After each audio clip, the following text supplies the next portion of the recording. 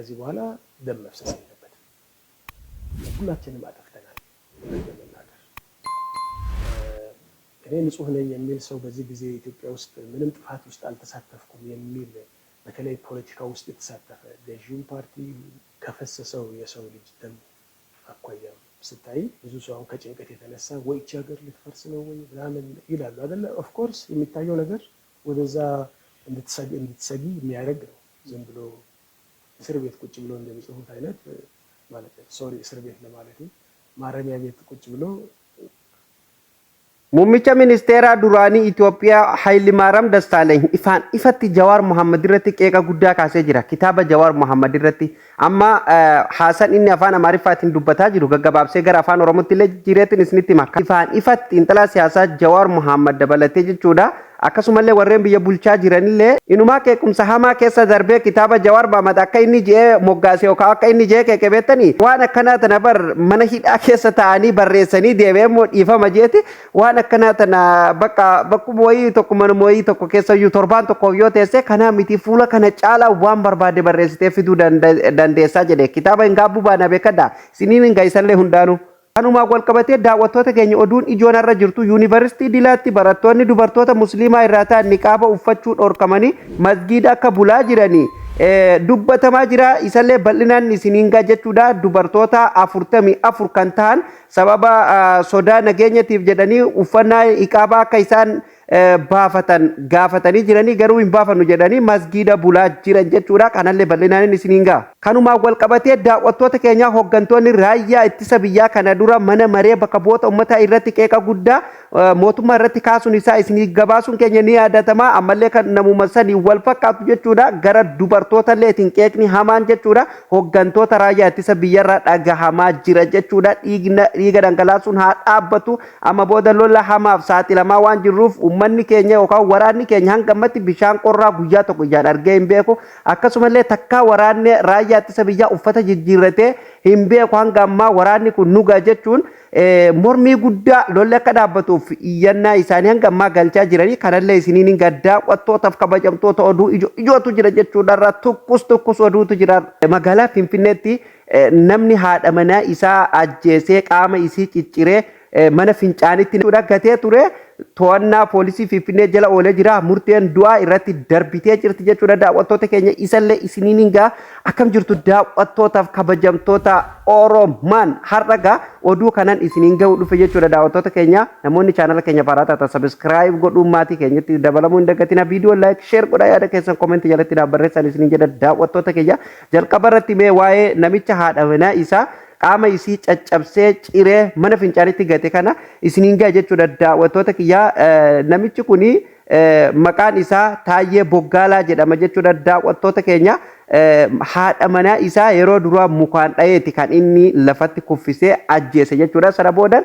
mana deemeeti jechuudha xiqqoo jeereetti deemee lafarra harkisee akka oduun gamasi Addis Standardii fi BBC illee akka gabaasaa jiranitti jechuudha sana boodan gara manaatti deebi'ee ishee tana harkisee mana hammaama yookaan mana fincaanii geessee achitti luka isii irraa foon coraa isii guutumatti irraa qalee fixee ciccire mana fincaanitti naqe oduu gaddisiisaa keessa namallee haasa'ulleef namatti ulfaatu jechuudha sana boodan miila isiillee bakka 2 bakka 3 4tti caccabsee jechuudha jilbatti humna hundatti caccabsee mana fincaanitti guuree fixe jechuudha daawwattoota keenya hedduu waan nama gaddisiisu sana boodan jechuudha akka humaa rakkoon tokko waan hin uumaminitti torban tokkoof mana keessa ture sana boodan balbala mana isallee cufee jechuudha achi badee jedhanii badee guyyaa 15 akkas eega ture boodan qorannaan taasifame jechuudha qorannaan poolisii Finfinneetiin qorannaan eega sakatta'isi taasifame boodan wanni kun mul'ate jechuudha eega mul'ate immoo poolisiin hordoftee jechuudha qabanii to'annaa seeraa jala oolchanii guyyaa kaleessa amajjii 23 2025 jechuudha murteen du'aa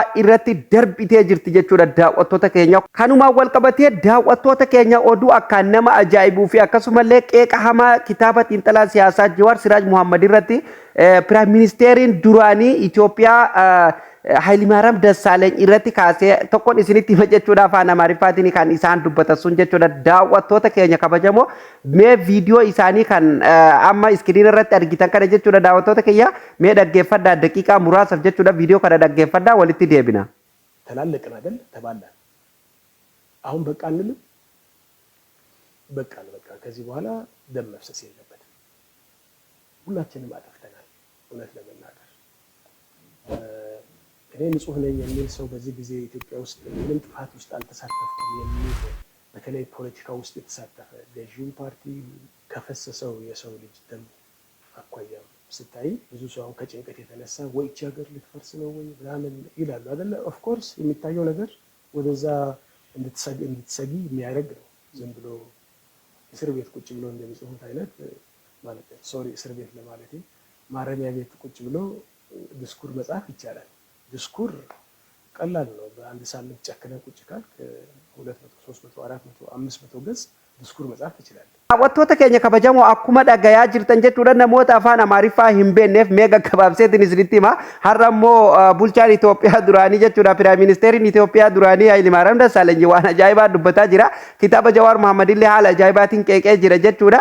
Wanni inni jedhaa jiru nu hundinuu balleessinee jira. Dhiiga gadi naquun nu gaya amma boodan nu ga dhiiga gadi naquun hanga ammatti namni ani harki kiyya qulqulluu yookaan badii keessa harkan qabu jedhu hin jiru yoo jiraatellee jechuun akka Itoophiyaa akkuma fakkeenyaaf nama Itoophiyaa keessa jiru baana beek nama siyaasaa ta'e siyaasaan alatti ta'e akkasumallee kitaaba barreessuu fi kana fakkeenyaaf mana hidhaa keessa ta'anii kitaaba Jawaar Mohaammed baana beeka dhagaa dhugaa kana jechuun kun ifatti achi bahee qeeqe jechuudha. Mana hidhaa keessa ta'anii kitaaba barreessuun jeetti deebi'emoo dhiifamaa jee dhiifama mana hidhaati miti mana wayii keessa ta'anii waan tokko barreessuun kun waan namatti ulfaatu miti jee yoo guyyaa tokko cakkantee torbaanuma tokkoof obsitee yookaan kophatti uf baaftee manuma wayii keessa teesseeyyuu kana miti kana caalaa fuula kana caalaa barreessuu dandeessaa jee barre jechuun kitaaba kana baadhaa beekan anka jee bari kitaabnummaan xiinxalaa siyaasaa Jawaar Mohaammed kun maaf akkanatti diina fi fira hunda raase gammachuu fi akkasumallee miira aariin guutamee fi miira gammachuun guutameen diina fi firillee maaf akkanatti ittiin abboo kun hinaaffaadha malee dhugaa rabbi hinaaffaa haasidummaa akkamiin gadi qabna maaliif nu caale maaliif yaada isaa ummataan gahate maaliif seenaa ummata isaa barreessee kitaaban kaayee ummataan geessise maaliif seenaan ummata Oromootii fi seenaan isaallee seenaan hayyoota Oromoo kitaaba san keessa jiru seenaan qarreef qarree Oromoof Oromiyaa hundi kitaaba san keessa jiru qabsoo qeerroo irraa kaasee hamma har'a guyyaa har'a jirrutti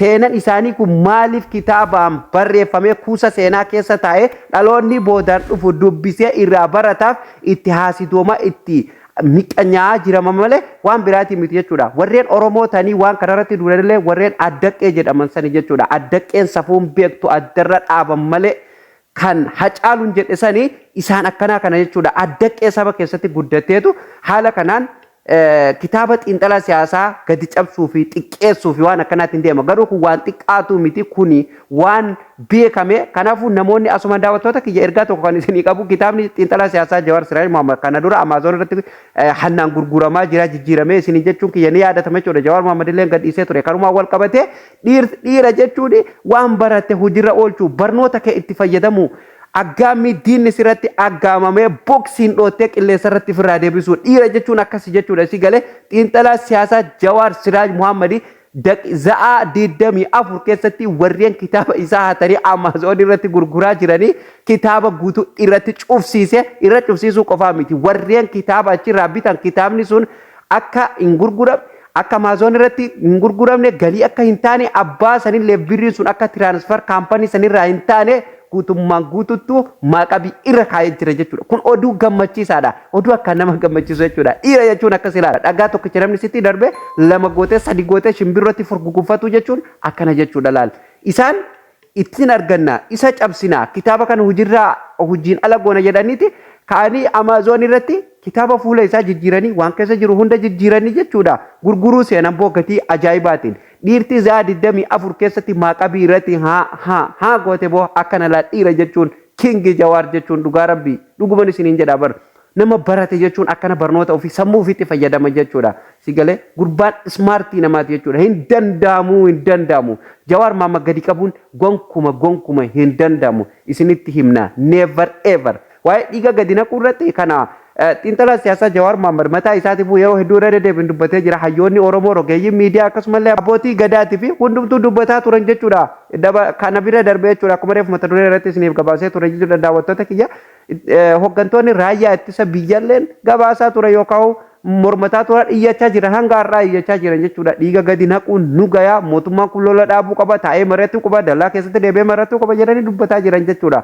Kanammoo mootummaan waan fudhatu irratti hin fakkaanne yoo fudhatee kan hojiirra oolchu ta'e kuni ergaa guddaadha jechuudha gara tokkoon. Kanumaan wal qabatee daawwattoota keenya yuunivarsiitii Dilaatti barattoonni dubartoota musliimaa niqaaba uffachuu dhorkamanii masgiida akka bulaa jiran addis istaandaardiin gabaasee jira jechuudha. Daawwattoota keenya oduu akkaan jechuudha. Waa'ee rakkoo niqaabaa kun irra deddeebiin mudataa jira jechuudha daawwattoota keenya.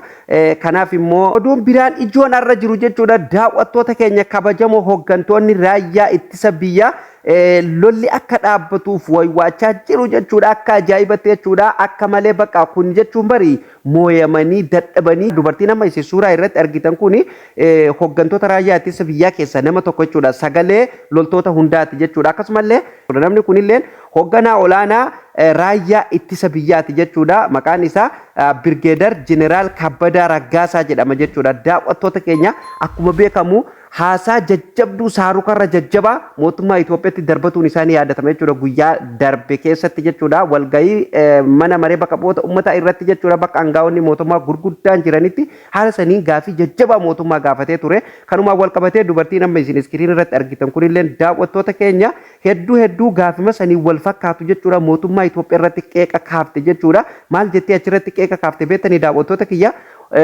Waraanni nugaa amma booda dhiiga dhangalaasuun dhiiga jigsuun ajaja walii fudhannee obboleeyyan keenya dhiiga jigsuu fi biyya keenya qiletti ofuun nugayaa waraanni raayyaa ittisa biyyaa jalqabarraa hanga har'aatti kara hundaan kallattii hundaan waraanni illee irratti banamee rakkoo hunda dandamatee aarsaa barbaachisu kafalaa jira.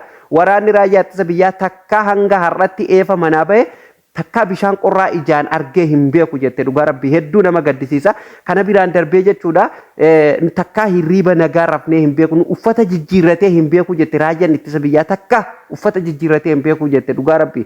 Mootummaan Itoophiyaallee akkuma beekamu wanni inni abdatu biyya san keessatti raayyaa ittisa biyyaati waraana raayyaa ittisa biyyaati jechuudha.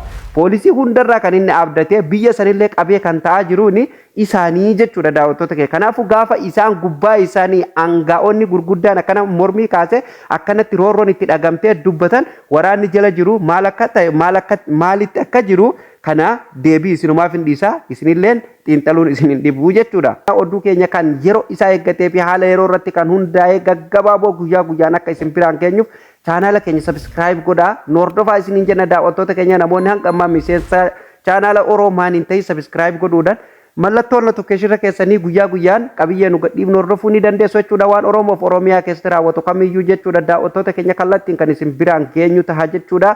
Marree viidiyoo narraa asumarratti kan goolabamu ta'a viidiyoo itti aanu nama walitti deebinutti nagaa ta'a.